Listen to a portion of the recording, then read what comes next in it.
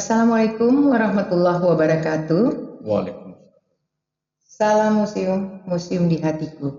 Jumpa lagi dengan Bunda Ana di podcast Museum Islam Samudra Pasai. Hari ini sudah hadir bersama kita Bapak Dr. Andes Nur Matias. Beliau adalah Kepala Balai Pelestarian Cagar Budaya dan Balai Pelestarian Nilai Budaya Provinsi Aceh. Assalamualaikum Pak. Waalaikumsalam warahmatullahi wabarakatuh. Bunda, gimana kabarnya? Alhamdulillah, sehat ya? Alhamdulillah. Alhamdulillah. Kemarin kita sudah seminar Ya. Seminar hasil kajian Keramologika koleksi yang ada di Samudra Pasai. Hari ini Bapak hadir bersama kita untuk bincang-bincang seputar Balai Cagar Budaya dan Balai Nilai Budaya itu dengan Museum Islam Samudra Pasai ya. Sebelumnya Pak, mungkin ya sudah ada tercium ya kalau Balai Cagar Budaya dan Balai Nilai Budaya akan bersatu menjadi Badan Balai Pelestarian Kebudayaan. Kalau menurut saya itu sudah pas sekali. Ya, jadi bersatunya itu kami di sini memang sudah lama bersatu di kebudayaan, kan? Jadi begini Pak, kita tahu tugas dan fungsi Balai Cagar Budaya atau Balai Nilai Budaya itu cukup luas. Sebagai pelestari, pengembang, dan pemanfaatan cagar budaya. Mungkin wilayah Bapak kita dibatasi Aceh dan Sumatera Utara. Mungkin ke depan nanti seperti apa, nanti ke depan kita bicara. Jadi mungkin kami ingin tahu dulu ya Pak ya. Ingin tahu dari Bapak, seperti apa sih Pak? Apa yang dilakukan oleh cagar budaya terhadap pelestarian, pengembangan, dan pemanfaatan khususnya untuk Aceh dan Sumatera Utara? Silakan. Oke, terima kasih Bu Ana yang saya hormati. Yang jelas kalau kita mengacu kepada Undang-Undang Nomor 11 Tahun 2010 tentang pelestarian cagar budaya, kita melihat bahwa namanya Balai Pelestarian Cagar Budaya ini berkaitan dengan benda-benda. Ini yang benda-benda khususnya kalau kita mengacu pada undang-undangnya ada 5 item di dalam proses pelestarian cagar budaya itu. Apakah itu benda, bangunan, struktur, situs, dan kawasan. Di dalam pekerjaan kami ada namanya 3 elemen di dalam pelestarian tersebut. Ada namanya perlindungan, pengembangan, dan pemanfaatan. Di dalam namanya perlindungan ini lebih banyak dalam konsep-konsep pelaksanaan kegiatan namanya pemugaran, zonasi, perlindungan, pengamanan, dan kemudian hal-hal yang berkaitan dengan mengamankan cagar budaya tersebut.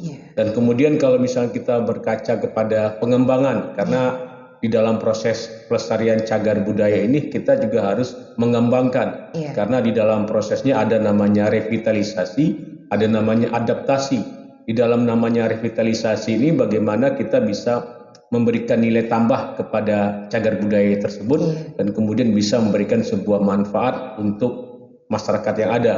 Dan kemudian ada namanya adaptasi, karena kita lihat di dalam proses adaptasi, karena cagar budaya itu tidak bisa diperbaharui dan kemudian tidak bisa kita mengganti lebih banyak, karena yang namanya cagar budaya itu dari sisi kualitas dan kuantitasnya sangat terbatas. Perlu kita lakukan sebuah adaptasi, seperti kita melakukan sebuah pemugaran sebuah bangunan tradisional. Kita sudah tidak lagi menemukan kayu-kayu jenis yang baik seperti dulu. Akhirnya kita lakukan sebuah adaptasi di dalam proses pengerjaannya.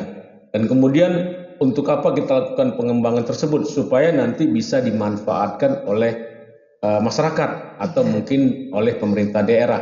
Dan kemudian di dalam proses pemanfaatan tersebut kita banyak memberikan manfaat kepada dunia pendidikan, kemudian pariwisata, kemudian untuk nilai ekonomis, dan kemudian untuk kesejahteraan dan agama. Karena kita lihat banyak cagar-cagar budaya yang ada di Provinsi Aceh ini yang berkaitan dengan agama. Apakah itu makam, apakah itu masjid, atau mungkin tempat-tempat orang-orang yang dulu memang mengembangkan agama Islam di Aceh ini. Dan kemudian kalau kita lihat dari sisi peradaban yang ada di Aceh ini ada tiga peradaban yang sangat kental. Kalau kita lihat dari sisi tinggalan-tinggalan nisan, apakah itu nisan-nisan bercirikan Samudra Pasai, kemudian nisan-nisan yang bercirikan Lamuri,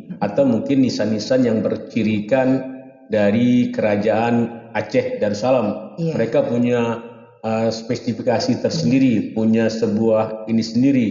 Dan harapan kita bersama, kalau tadi ada Ibu berbicara tentang penggabungan antara BPCB dan BPNB, karena harapan kita sekarang, karena yang namanya organisasi itu harus berubah, dan yang namanya sebuah perubahan itu adalah keniscayaan yang harus kita ikuti dan harus kita laksanakan. Makanya di dalam proses ke depan nanti orang akan melihat sebuah cagar budaya tersebut juga ada nilai budaya yang harus kita kembangkan di sana.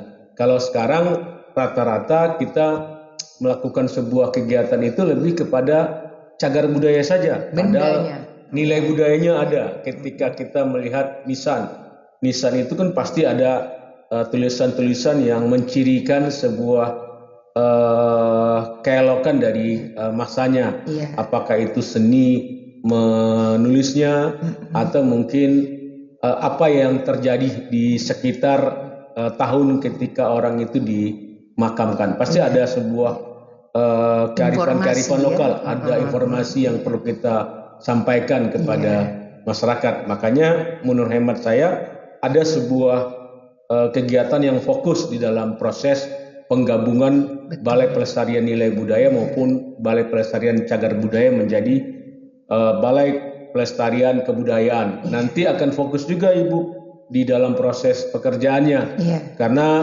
tadinya kita punya wilayah kerja di Sumatera Utara dan Aceh. Nanti ke depannya mungkin tahun 2023 ada Balai Pelestarian Kebudayaan Wilayah 1 yang adanya di Provinsi Aceh, dan kemudian juga ada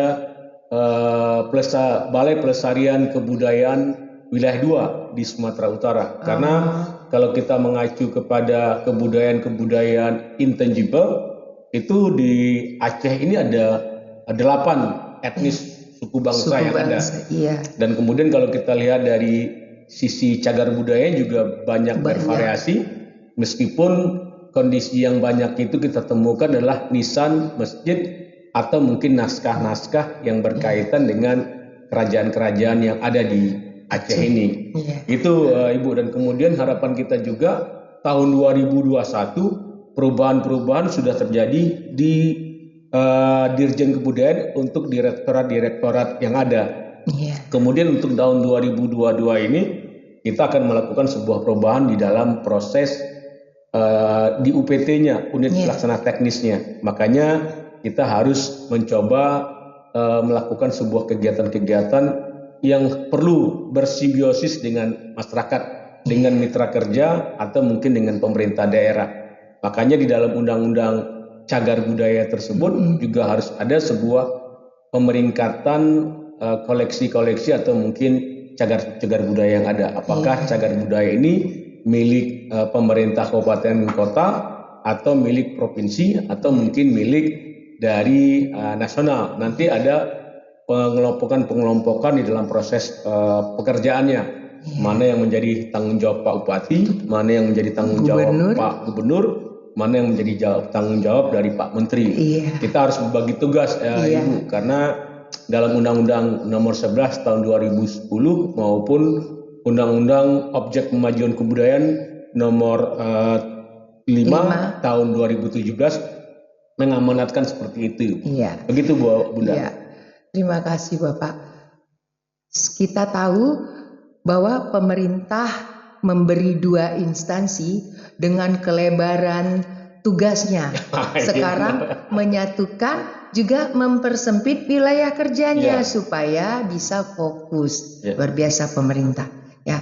Berarti ke depan 2023 nama kebudayaan ditabalkan kepada instansi Bapak. Iya. Ya, karena melihat satu benda itu berarti ada dua nilai di dalamnya. Iya, benar. Kemudian dari nilai dia sebagai benda itu sendiri dan nilai yang akan disampaikan kepada masyarakat yang melihat benda itu hari ini. Iya. Itu memang banyak. Sudah sepantasnya, memang sudah selayaknya NB dan CB itu memang di satu nomenklatur. Jadi Pak Tiasnya nggak perlu lagi, ini NB apa CB gitu kan? Ya semua urusannya Pak Tias gitu kan?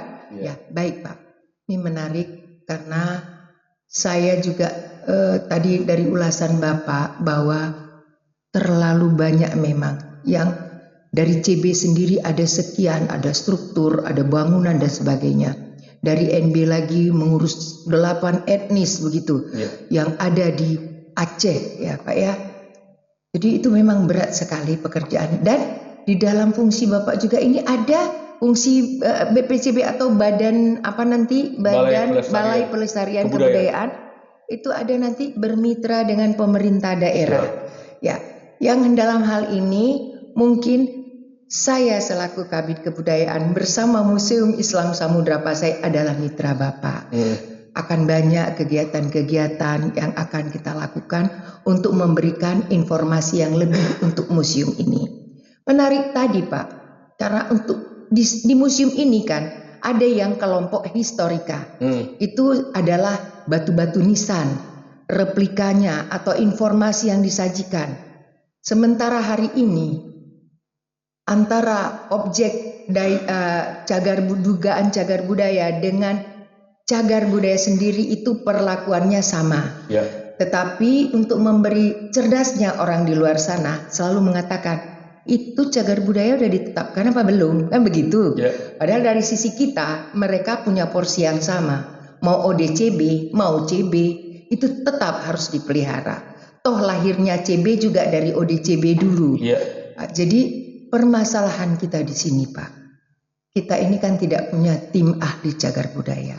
Karena menurut Undang-Undang nomor 11 ya Pak ya yang Bapak kemukakan tadi, untuk menetapkan satu-satu situs cagar budaya menjadi cagar budaya dari ODCB ke CB itu masuknya rekomendasi. Memang sebelumnya kita mendaftar dulu, diverifikasi dulu, lolos verifikasi baru urusannya tim ahli cagar budaya. Nah di sini masalahnya Pak, di Aceh Utara belum ada tim ahli cagar budaya. Sementara di Aceh Utara memiliki 9 kecamatan sudah 107 situs cagar budaya. Belum termasuk benda-benda cagar budaya koleksi yang ada di Museum Islam Samudra Pasai yang hari ini 381 turunannya masih banyak begitu. Itu yang hadir di sini aja. Jadi akan terjadi kesenjangan waktu yang lama untuk ODCB ditetapkan jadi CB. Meskipun perlakuannya kita akan berlakukan sama.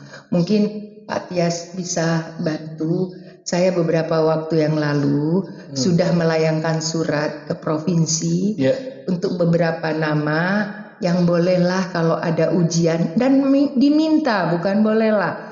Karena kalau tim provinsi yang turun seperti yang sudah diberikan rekomendasi 5 sudah kita tetapkan. 1 oleh TACBN sudah ditetapkan oleh Bupati. Bupati tidak ada ragu lagi kalau sudah keluar dari rekomendasi dari TACB. Dan 1 lagi Pak, pemeringkatan tadi. Bapak mungkin bisa menjelaskan di samping tadi tentang tim tadi yang kita belum punya. Untuk memeringkatkan itu peringkat kabupaten, itu peringkat provinsi, itu peringkat nasional. Walaupun Pak di sini misal kejadian terhadap komplek makam Sultan Malikus Saleh atau Sultanah Nahrasya yang itu adalah peringkat nasional, Pak Bupati kita tidak tinggal diam. Itu sejarah besar kita. Nah itu mungkin menurut Bapak bisa diterangkan lebih terang lah begitu ya Pak ya, agar yang di sana juga begini. Nah itulah, silakan Pak. Oke, sebenarnya kalau kita mengacu pada Undang-Undang Nomor 11 Tahun 2010 itu Bu, setiap daerah wajib memiliki tim ahli cagar budaya. Makanya harapan kita bersama di dalam menyikapi undang-undang ini, makanya daerah harus menyiapkan tim ahli cagar budaya daerah. Kalau misalnya tim ahli cagar budaya daerah tidak ada, kita harus merunut ke atasnya, ke provinsi. Nanti mungkin dari Ibu meminta kepada tim ahli cagar budaya provinsi yang notabene di bawah Dinas Kebudayaan dan Pariwisata Provinsi Aceh, nanti meminta, karena kalau nggak salah di Provinsi Aceh itu ada beberapa tim ahli cagar budaya, nanti diminta di-SK-kan di Bupati. Nah, dengan cara tersebut apa yang sudah Ibu lakukan register atau mungkin pendataannya bisa direkomendasikan oleh tim ahli cagar budaya yang tadinya provinsi, tapi karena kondisi dan sesuatu hal daerah belum memiliki tim ahli cagar budaya tersebut, otomatis nanti provinsi yang mendrop ke daerah. Cuman mungkin yang perlu didiskusikan di dalam prosesnya adalah ketika tim ahli cagar budaya provinsi yang notabene provinsi harus di-SK-kan oleh Pak Bupati Aceh Utara, mau sidangnya di mana? Sidangnya di Aceh, di Banda Aceh, atau di Lok Sukun, atau mungkin di Lok Semoy.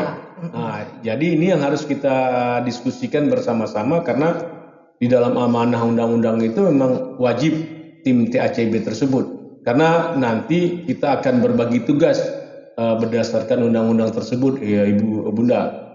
Karena yang namanya tim ahli cagar budaya kabupaten nanti yang akan di-SK-kan oleh Pak Bupati akan koordinir atau mungkin melakukan pelestarian untuk kabupaten saja, kemudian ditarik ke pusat, ke provinsi, karena kita lihat nilai pentingnya, karena yang namanya nilai penting ini sangat memberikan sebuah manfaat kepada cagar budaya tersebut. Kalau misalnya cagar budaya ini miliknya kabupaten kota, nanti kabupaten kota yang akan melakukan pelestariannya, apakah itu perlindungan, pengembangan dan pemanfaatan, dan kemudian bisa melakukan elaborasi dengan mitra-mitra kerja yang ada, apakah itu dengan masyarakat, komunitas, atau mungkin dengan pemerintah daerah.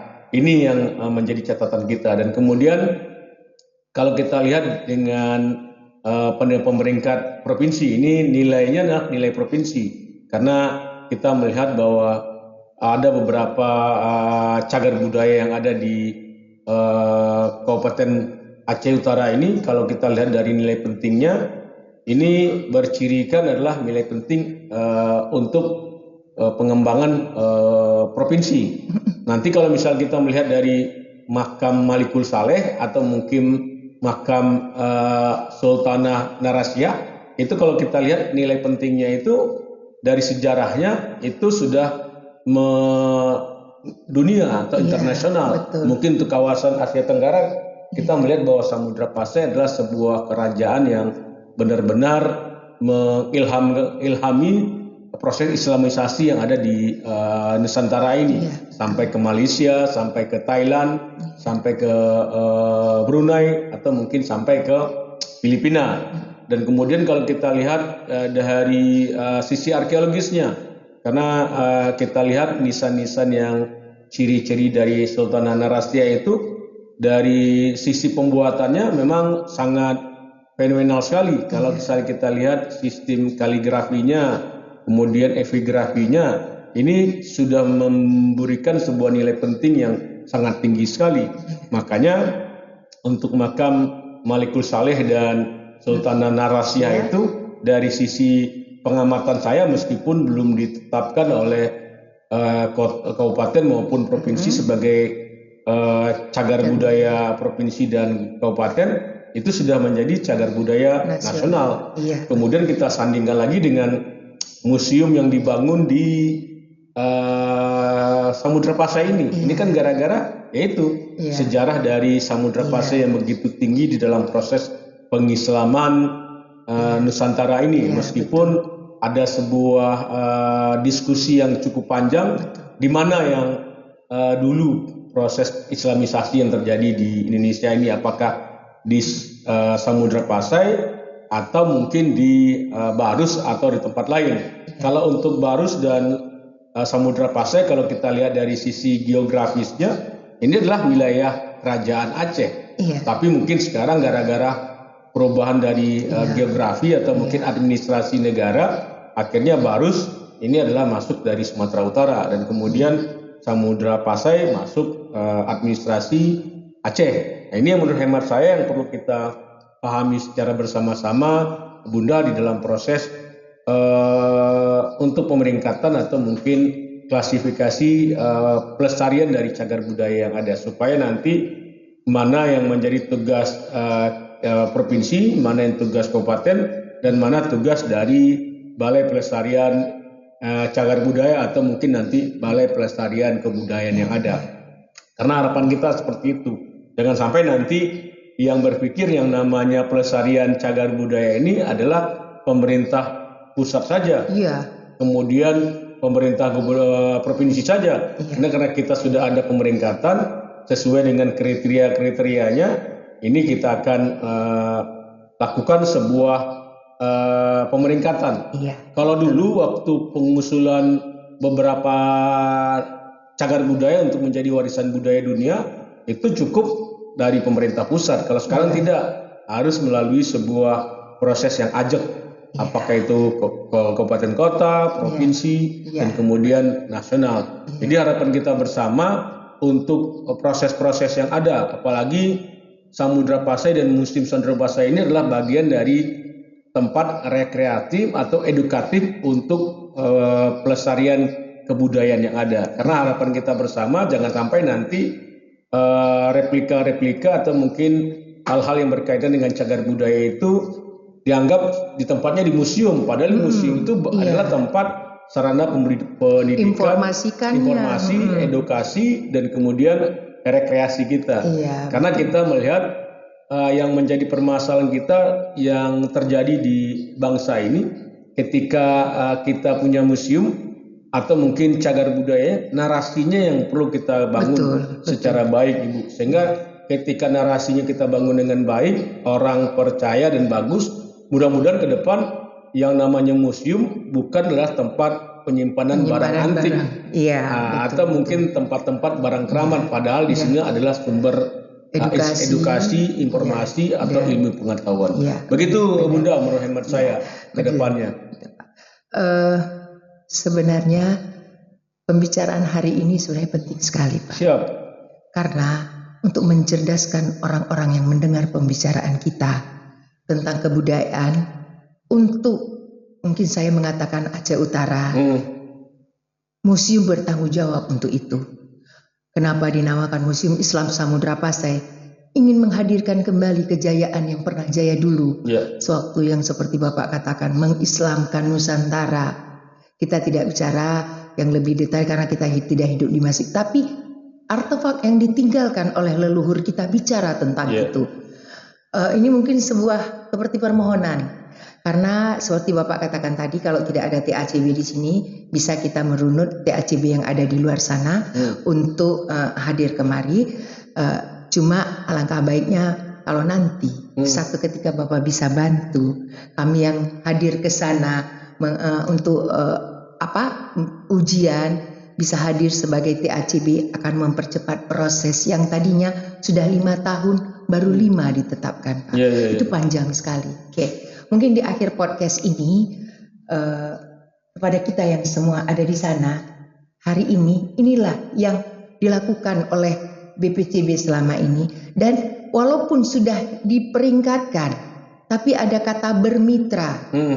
Bolehlah kalau ada sesuatu itu kita berbagi informasi agar kita lebih benar-benar menyajikan suatu informasi itu dalam frame yang memang bisa dikonsumsi oleh masyarakat, bukan yang tidak benar. Baik, Pak Matias, Pak Tias, terima kasih sudah hadir hari ini. Saya tidak bisa membalas hal ini kecuali informasi yang Bapak berikan itu adalah rezeki kami dari Allah Subhanahu wa Ta'ala. Hanya sampai di sini podcast kita hari ini. Atas salah kata kami berdua, mohon maaf. Wabillahi taufiq wal hidayah. Assalamualaikum warahmatullahi wabarakatuh.